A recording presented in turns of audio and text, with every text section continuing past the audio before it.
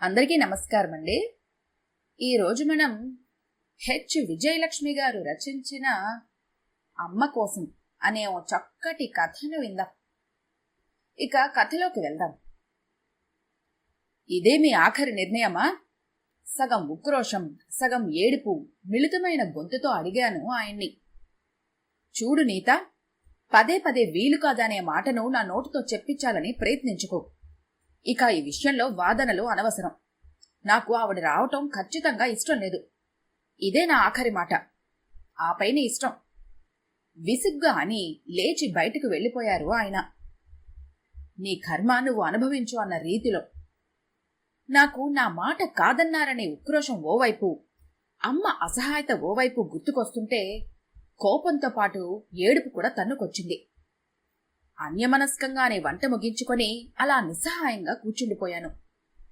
4 రోజులుగా మా భార్యాభర్తల మధ్య జరుగుతున్న గొడవ మా అమ్మ గురించి. నాకు అమ్మంటే చాలా ఇష్టం. ఆవిడతోటి అనుబంధము ఎక్కువే. ఊళ్ళో ఒంటరిగా కాలం గడుపుతున్న అమ్మకు అనారోగ్యంగా ఉండటంతో ఇక్కడికి తీసుకొచ్చి ట్రీట్మెంట్ ఇప్పించాలనే నా ప్రయత్నానికి అడ్డుకట్ట వేస్తున్నారు ఆయన. అందుకే నాకు ఈ కోపము ఉక్రోషము. అమ్మా నాన్నల సంతానం నేను, వినీత, అక్క విమల. నాన్న ఓ ప్రైవేట్ కంపెనీలో ఉద్యోగం చేసేవారు. పూర్వపు చాదస్తాలు, మూఢ విశ్వాసాల వల్లనైతేనేమి, పుత్రుడు పున్నామ నరక నుంచి తప్పించేవాడని, వంశాన్ని ఉద్ధరించేవాడని నాన్న నమ్మకం. అక్క కడుపులో ఉన్నప్పుడు కొడుకే పుడతాడని ఎంతో ఆశగా ఎదురుచూసిన నాన్న ఆడపిల్ల పుట్టటంతో కాస్త నిరాశపడ్డా మొదటి బిడ్డను మహాలక్ష్మిగా భావించి కాస్త సర్దుకున్నాడు. కాని రెండోసారి మాత్రం ఎవరో ఒక జ్యోతిష్కుడు ఈసారి పుట్టేది ఖచ్చితంగా మగపిల్లాడనని చెప్పటంతో నిశ్చింతగా ఉన్న నాన్నకు నా పుట్టుక ఓ అసన్నిపాతం, ఓ విద్యుదాఘాతం. ఈసారి మాత్రం ఓటమిని తట్టుకోలేకపోయాడేమో. బాధను మర్చిపోవడానికి తాగుడు అలవాటు చేసుకున్నాడు. ఆ తరువాత అది నిత్యకృత్యమై మద్యానికి పూర్తిగా బానిసైపోయాడు. ఎక్కడలేని డబ్బు ఆయన తాగుడికే ఖర్చయిపోయేది. ఇంట్లోని అవసరాలు అసలు పట్టించుకోవటం మానేశాడు. నాన్న బాధ్యతారహితమైన ప్రవర్తన చూసి అమ్మ ఎంతగానో కుమిలిపోయింది.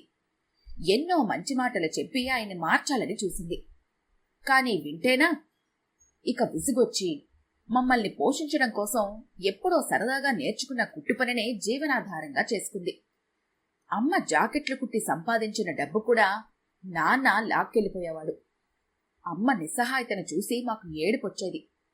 మా కోసం ఆమె పడే కష్టం చూసి అమ్మంటే మాకు ప్రేమాభిమానాలు రెట్టింపయ్యాయి. ఆ స్థానంలోనే నాన్నంటే ఒక రకమైన జుగుప్స, అసహ్యము కలగసాగాయి. మమ్మల్ని చూస్తూనే నాన్న బండబూతులు తిట్టేవాడు. ఛీ, ఈ ఆడమంద పుట్టి నాకేం ఉపయోగం? పైగా పెళ్లిళ్ళు, పేరంటాలు అంటూ ఖర్చొకటి. చిఛే అంటూ విసుక్కునేవాడు.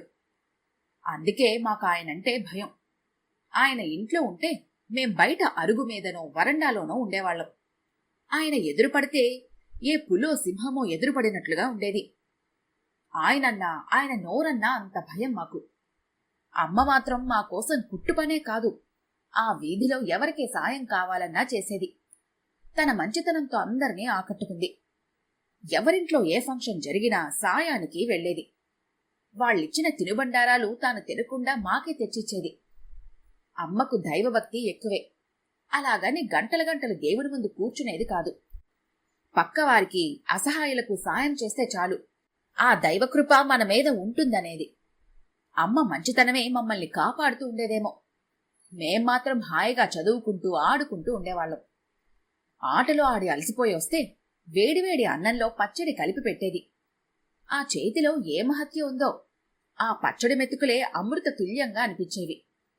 అలా ఏదోలా రోజులు గడుస్తుండగా నాన్న తాగి ఓ రోజు రోడ్డుపైన అడ్డంగా నడుస్తుంటే వేగంగా వచ్చిన లారీ గుద్దేయటంతో అక్కడికక్కడే మరణించాడు. అమ్మ నాన్న శవం మీద పడి ఏడుస్తుంటే అమ్మను చూసి మాకేడిపొచ్చింది. కాని ఆయన పోయినందుకు మాకేమీ బాధ అనిపించలేదు.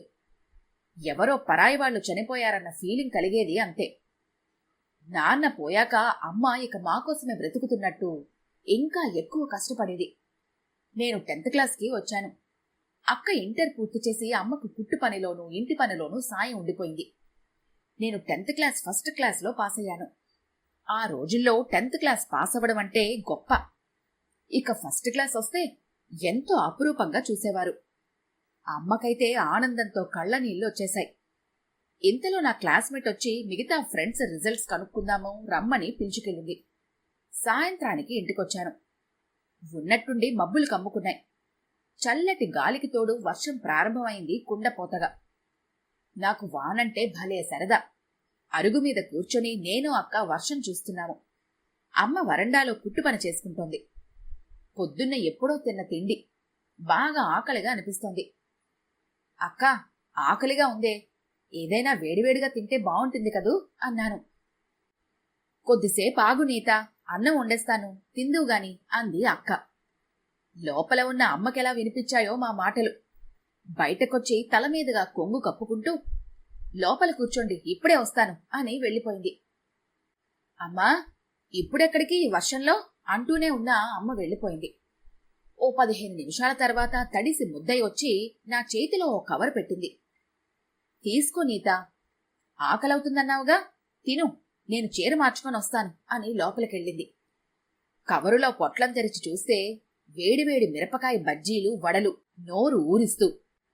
నాకైతే కళ్లల్లో నీళ్లు తిరిగాయి.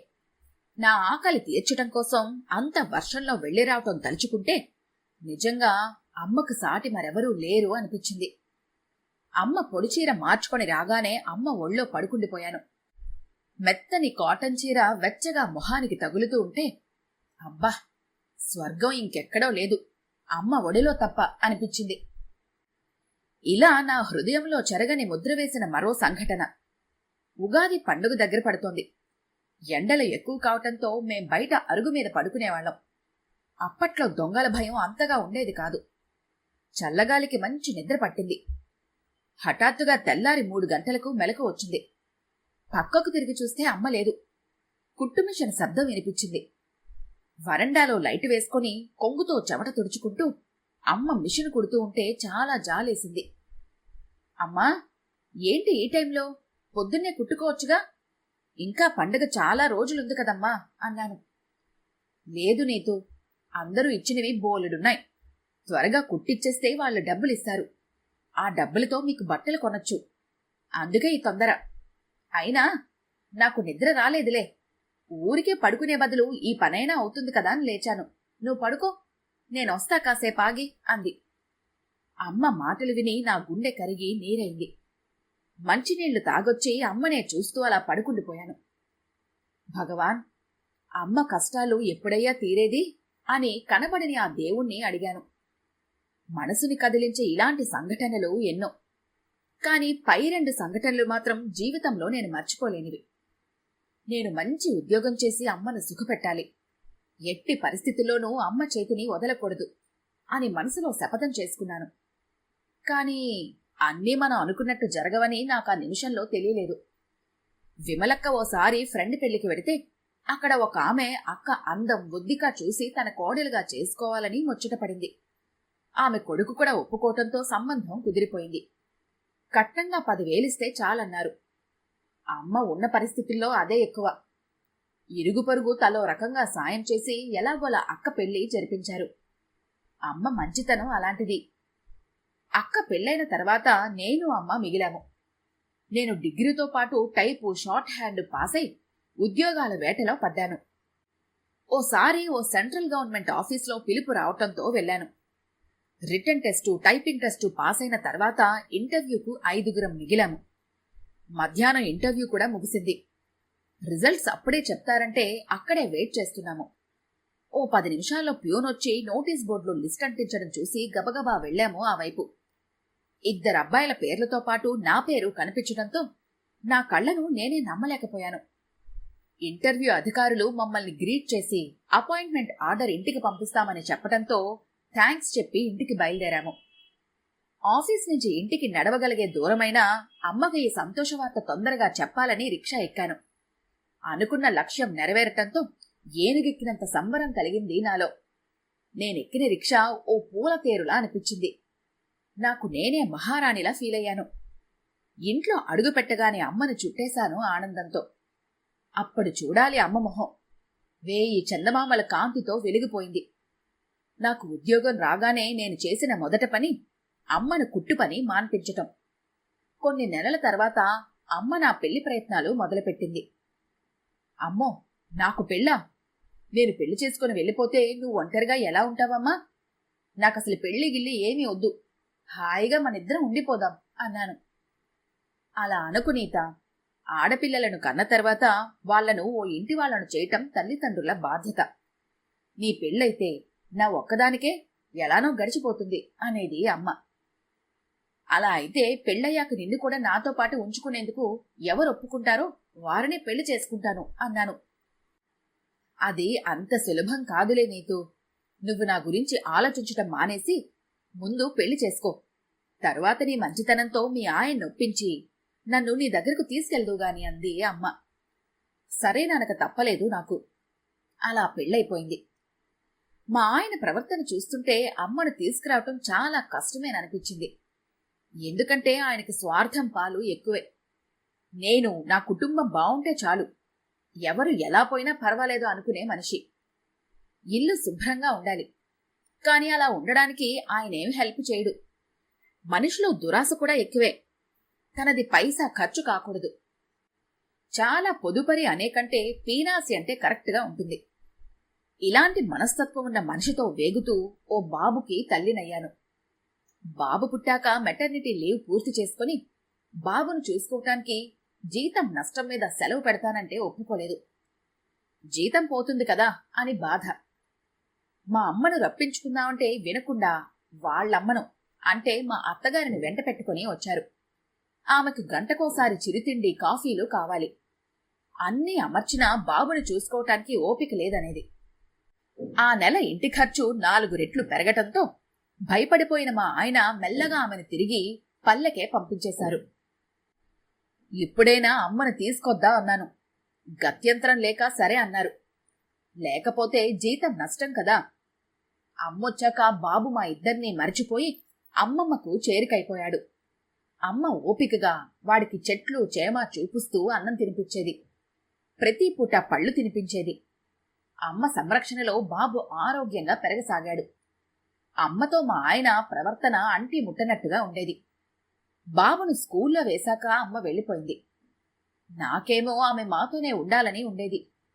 కాని ఆయన సంగతి తెలిసి ఆవిడ ఉండలేకపోయింది. 4 రోజుల క్రితం ఊరు నుంచి పక్కింటి పిన్నిగారు ఫోన్ చేశారు. అమ్మకి ఏమాత్రం బాలేదమ్మా నీత, బాగా నీరసంగా ఉన్నారు, బాగా వీక్గా ఉన్నారని బలమైన ఆహారం ఇవ్వటంతో పాటు ఎవరైనా దగ్గరుండి చూసుకుంటేనే ఆమె కోలుకుంటారని డాక్టర్ గారు చెప్పారు. అమ్మ ఒంటరిగా ఉండి బాగా ఫీల్ అవుతున్నారు. నువ్వు ఎలాగైనా ఆమెను నీ దగ్గరే ఉంచుకో తల్లి. అక్కకెలాగూ పెద్ద సంసారం, పైగా ఆర్థిక స్వతంత్రం లేదు. నువ్వైతే సంపాదిస్తున్నావు కాబట్టి నీకు ఫోన్ చేస్తున్నాను అంది. అప్పటినుంచి ఆయనతో గొడవ. అమ్మొస్తే ఆమె తినేది కొంచెమే అయినా బలం కోసం పళ్ళు అవి తేవాల్సొస్తే అదంతా అనవసరపు ఖర్చని ఆయన అభిప్రాయం. ఇంకో దురాలోచన ఏమిటంటే అమ్మకి ఏం జబ్బొచ్చిందో ఆమెను తీసుకొస్తే ఆ జబ్బు తమకెక్కడ అంటుకుంటుందోనని భయం. అంతేకాక నీటుగా ఉన్న తన ఇల్లు జబ్బు మనిషితో అపరిశుభ్రం అయిపోతుందేమోనని మరో భయం. కాని నాకేమో నా అవసరం కోసం, బాబు సంరక్షణ కోసం ఆమెను పిలిపించుకొని ఇప్పుడు పట్టించుకోకపోవటం అమానుషం అనిపించింది. ఆమెనలా కరివేపాకులా తీసి పారేయడం నాకు నచ్చలేదు. పాపం, అమ్మ మన కోసం ఎంతో చేసింది కదండి.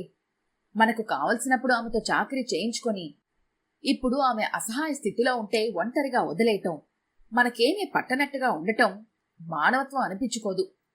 మగపిల్లాడని మీ అమ్మ మిమ్మల్ని ఎలా కనిపించిందో ఆడపిల్లలైనా మా అమ్మ అలానే కనిపించింది. నేను ఇప్పుడిలా ఆర్థికంగా ఇంత మంచి పొజిషన్లో ఉన్నానంటే దానికి కారణం ఖచ్చితంగా మా అమ్మే. ఆమె పడ్డ కష్టానికి ఫలితమే ఇది. మీకైనా పొలాలు అవి ఉన్నాయి కాబట్టి మిమ్మల్ని పెంచడానికి మీ అమ్మ అంత కష్టపడలేదు. కానీ మా ఫీజులు సర్దడానికి మా అమ్మ ఎంత కష్టపడిందో మీకేం తెలుసు? అలాంటి అమ్మకు చేయూత అందిస్తానంటే వద్దనటానికి మీ మనసు ఎలా ఒప్పింది? అయినా నేనేమి మీ జీతం అడగటం లేదు. నా సంపాదనలోనే అమ్మకు ఖర్చు పెడతాను అన్నాను. అందుకే ఈ ఉద్యోగస్తులను చేసుకోకూడదు. నా డబ్బు నా ఇష్టం అంటూ మాట్లాడతారు. కట్టుకున్న భర్తను లెక్కే చెయ్యరు. అమ్మట అమ్మ. లోకంలో ఈవిడికొక్కర్తికే ఉంది అమ్మ. ముసలదాన్ని తెచ్చి ఇంట్లో పెడితే లేనిపోని రోగాలు అంటుకుంటే హాస్పిటల్ చుట్టూ ఎవరు తిరిగి చచ్చేది? ఆయన అలా దారుణంగా మాట్లాడుతూ ఉంటే సహించలేకపోయాను. అవునులేండి, బాబు చిన్నగా ఉన్నప్పుడు ఆమెతో మీకు అవసరం పడింది. ఇప్పుడు అవసరం తీరింది కనుక మనం వదిలేయాలి. దీన్నే ఏరు దాటాక తెప్ప తగిలేసే రకం అంటారు. అదే ఆమె వెనుక లక్షలు ఆస్తుంటే మీరా మాట అని ఉండేవారా? మీ అంత నిర్దయగా నేనుండలేను. 25 ఏళ్లు పెంచి పెద్ద చేసిన అమ్మ కష్టం ఏనాటికి మర్చిపోను నేను. అమ్మనెప్పటికీ వదలను. నేను ఈరోజు అమ్మ దగ్గరికి వెళ్తున్నాను. వీలైతే అక్కడ ట్రీట్మెంట్ ఇప్పిస్తాను. లేదా అక్కడ సిటీలో చూపించుకోమంటే వేరే ఇల్లు తీసుకుని మా అమ్మతో పాటే ఉండి ఆమెను జాగ్రత్తగా చూసుకుంటాను. మనుషుల విలువ వాళ్ళు లేనప్పుడే తెలిసేది. మీ అంత నిర్లక్ష్యంగా ప్రవర్తించడానికి నేను రాక్షసుని కాను, మానవత్వం ఉన్న మనిషిని. ఆడపిల్ల అమ్మని చూసుకోకూడదనే రూలేమీ లేదు కదా. తల్లి కోసం కాపురం కూల్చేసుకుందని లోకం అనుకున్నా లెక్క చేయను నేను. నాకు అమ్మ ముఖ్యం, అంతే. మీ మనసు మారి మీరు నా దారిలోకి వస్తే సంతోషంగా ఆహ్వానిస్తాను. బాయ్. ఖచ్చితంగా బల్లగుద్దినట్టుగా చెప్పి ఆత్మవిశ్వాసంతోనూ ఆయన ఏనాటికైనా మారుతాడనే ఆశా దృక్పథంతోనూ ముందడుగేశాను నేను. మనసంతా అమ్మ రూపం నిండగా అమ్మను చూడాలనే ఆతృతతో, ఆమెను రక్షించుకోవాలనే దృఢ సంకల్పంతో బాబునెత్తుకొని వడివడిగా నడిచాను బస్టాండ్ వైపు. ఈ కథ గనుక మీకు నచ్చినట్లయితే లైక్ చేయండి, షేర్ చేయండి. మరిన్ని ఇంట్రెస్టింగ్ కథల కోసం మా ఛానల్ని తప్పకుండా సబ్స్క్రైబ్ చేసుకోండి.